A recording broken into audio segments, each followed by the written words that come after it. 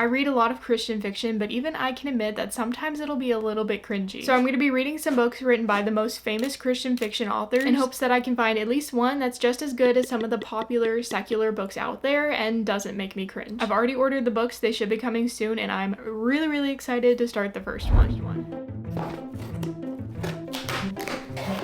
So Frank Peretti is known for being like the Christian fiction Stephen King. He writes thrillers, and some even say he's like the creator of the Christian thriller genre, which I didn't even know existed, to be honest. But I was so excited when I first found this out. After researching through a lot of his books, I decided to order The Oath. It's about a small town where the residents start mysteriously vanishing and nobody really knows why. This book just sounds right up my alley and like something I would really love, and I'm so excited to start it.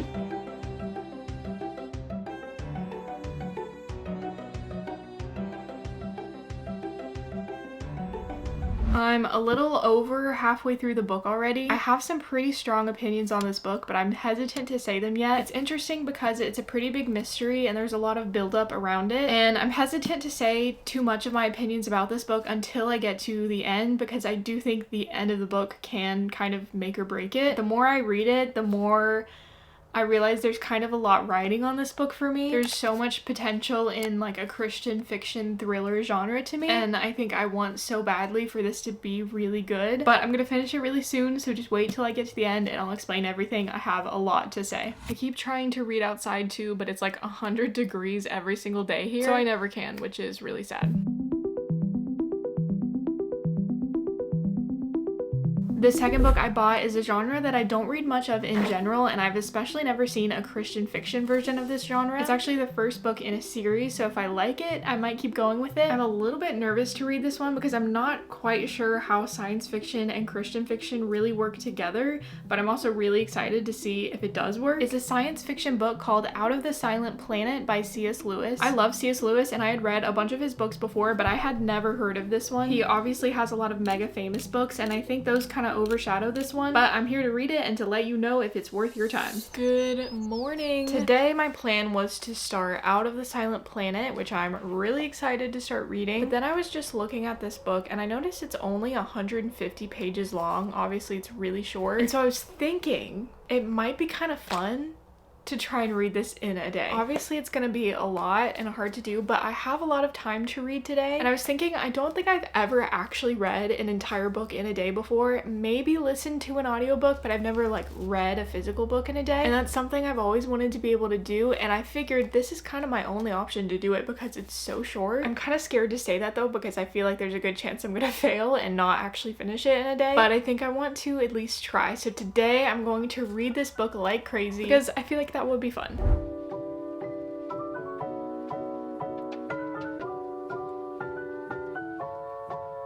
I haven't had the strongest start. I've almost been reading for like an hour and I'm only 33 pages in, which is not ideal. I was hoping I would be closer to like 50 at this point, but it's okay. I attempted to go outside again to try reading, but I stood out there for like 2 seconds and immediately started sweating, so I had to come back inside. So I'm just gonna keep going with this, and here I'm hoping in the next hour or so I can at least hit the halfway point. Also, by the way, I'm taking a break from The Oath today as I read Out of the Silent Planet. I'm so close to being done, like only 50 or so pages left. So much is going on in that book and there's so much to say about it. I will talk all about it soon. I'm about 65-ish pages in. I'm taking a much needed break. I feel like my brain is slowly turning to mush, but I wanted to briefly explain thus far what's been happening in this book. Basically, it's about a guy who kind of accidentally gets put on a spaceship to be sent to this planet. There's a lot of weird creatures with new names and they have like their own language, and thus far the guy is just like exploring and trying to understand this new place. I didn't really see a Christian like aspect to this book at first, but now I'm actually seeing it a lot. I love that it's kind of touching on the idea that no matter how far you go, like it doesn't matter if you're on a completely different planet, there's really no place where you can escape God. And you start to kind of see that the most when he's spending the first night on this planet and he's really terrified and he doesn't really know what to do. So I'm going to take a little bit of a break and then I'll get right back into reading.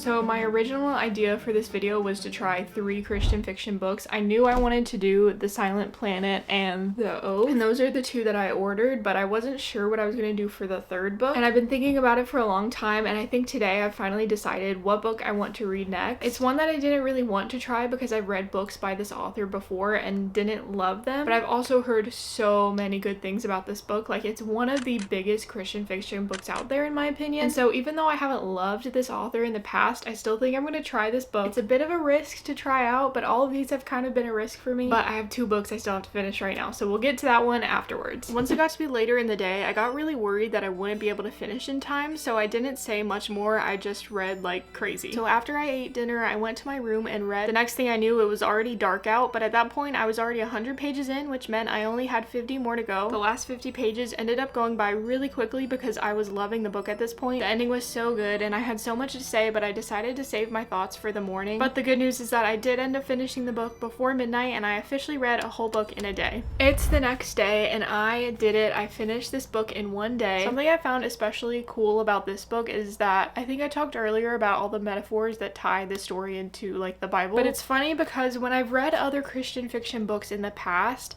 typically the Bible or God concepts are said very plainly and obviously. A lot of times there's verses listed out, or just people are talking about their faith in general, and it's very obvious and clear, and that's great. I do enjoy that in books. There's something about how this book more so shows biblical concepts more than just flat out talks about them that makes me like think about and almost theorize God in the Bible more so than the books that just flat out talk about it, if that makes sense. This is something I would definitely recommend to other people. I'm thinking about starting the rest of the books in this series because this one was so good. Now it's time to start my 3rd book, which I am both nervous about and really excited about. When anyone thinks about Christian fiction, I feel like their mind always goes to Francine Rivers. She's one of the most popular Christian fiction writers out there, and she has some really popular books. One of her biggest ones, called Redeeming Love, I actually read a while ago, and to be honest, I wasn't the biggest fan. There were certain parts of it I did really enjoy, but overall I just didn't love it that much. So I've been hesitant to start another Francine Rivers book for a while now, but I just keep hearing people say so many good things about her and her books, and I've been wanting to try another. I just haven't really been sure where to start. A Voice in the Wind is the first book in the Mark of the Lion trilogy. This is a book that I have been hearing about for the longest time. People seem to think that it's one of the best Christian fiction series out there, and whenever I like read the synopsis in the past, I always thought that it did sound good. So today I'm going to try it out. I actually already had this book, so I didn't need to order it. We'll see if it really does hold up against other normal books.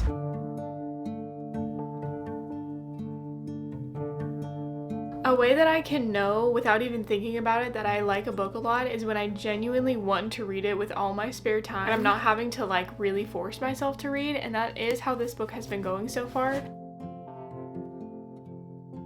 I have just been trucking through this book. I'm already past halfway through and I just realized I haven't said anything about it yet. This one is actually so good and I'm enjoying it a lot. It's such a like interesting story. A lot of the Christian fiction I read doesn't necessarily take place in biblical times, and this one does. So I'm definitely enjoying this book. I'm gonna read it a lot today. I'll probably be finishing it soon and then I'll give my final thoughts, but this book is going really well so far.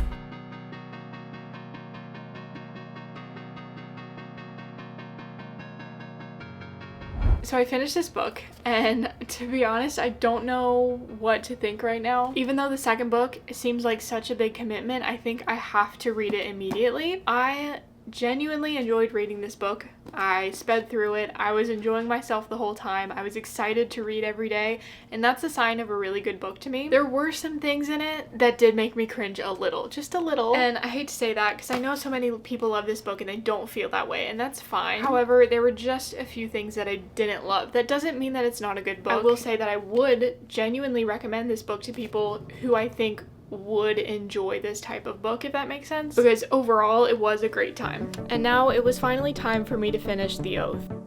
Towards the end of reading this book, something amazing happened. It, for some bizarre reason, became kind of cool-ish outside. I mean, it wasn't cold, but it wasn't 100 degrees anymore, and it was cloudy and breezy. It felt so nice. So I grabbed my book and ran outside and finally got some good outdoors reading time, which is something I was waiting for this entire time, and I was so happy I was able to do it. I have now finished The Oath, and this was such a good book. When I first started off reading this, I was loving it, but I was kind of afraid to say that because I was worried that something would happen halfway through, or maybe that the mystery wouldn't turn out that great. And so I didn't want to talk too highly of it until I finished, but now that I have finished, I can say that this was a really, really good book. This is probably one of the books that I cared the most about going into, just because Christian thriller seems really intriguing to me. It was intense, suspenseful, the mystery was so good, and the ending turned out really well. I also really liked the way the Christian aspect was kind of presented. I don't think that it was too cringe. It starts off with just one random side character in the town who's a Christian, and he's kind of seen as like the crazy guy, and he's dismissed a lot of the time, but he's also the only person who really seems to know what's going on in the town and why people are going missing. He ends up joining up with the main character who's trying to hunt down this thing that's terrorizing the town, and because of this, the main character ends up realizing that the guy who's a Christian isn't really as crazy as people make him out to be, and so much more develops from there. I don't want to spoil too much, but I just really, really enjoyed it. I'm probably going to be reading a lot more Frank Peretti from here on out, and if that's a genre you enjoy, I think this is one you should definitely try out too. Honestly, I think I got really lucky with all of these books. I think my favorite was probably The Oath, but I would honestly recommend all three of them. I'm just happy I got to spend a couple of weeks where all of my reading centered around biblical themes and making me think more about God, and honestly that just felt really good. So I'm thinking I'm gonna try this again sometime soon.